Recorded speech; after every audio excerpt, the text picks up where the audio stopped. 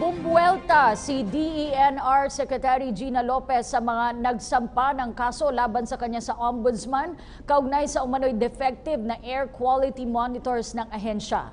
Paglilinaw ng kalihim, hindi sa ilalim ng kanyang pamumuno binili ang mga kagamitan at bumuo na siya ng grupo para siyasatin ang naturang issue. Si Pauline Recuesto sa detalye.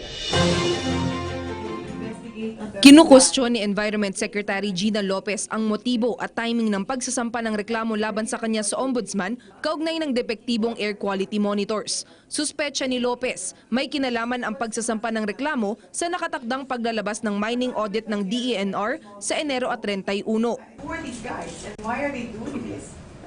Yes, that is the big question. Why are they doing this just before I'm going to declare the mining audit? Iginiit ni Lopez na binili ang mga air quality monitor na nagkakahalaga ng 306 million pesos, mahigit isang dekada bago pa man siya umupo bilang kalihim ng DENR. Buwelta pa ni Lopez, layon lamang ng nagsampa ng kaso na sirain ang kanyang kredibilidad at hindi para magsulong ng malinis na hangin.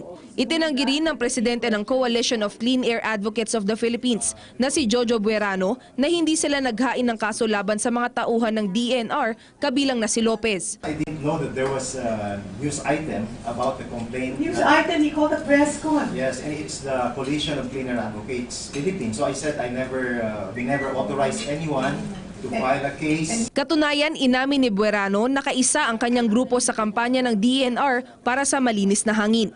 Aminado naman ang kalihim na kailangang i-calibrate ang 52 makina para maging tama ang datos nito sa kalidad ng hangin sa buong bansa. Bumuo na rin ang DENR ng investigating team para sa inventory at validation ng mga makina.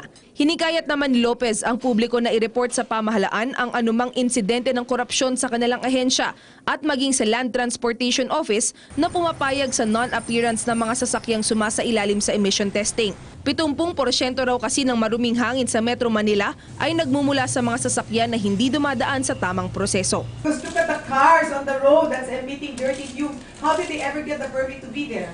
If all the PETCs are honest, how did they ever get to be on the road? Yeah, that means there's some money is passing under. Para sa PTV News, Pauline Recuesto.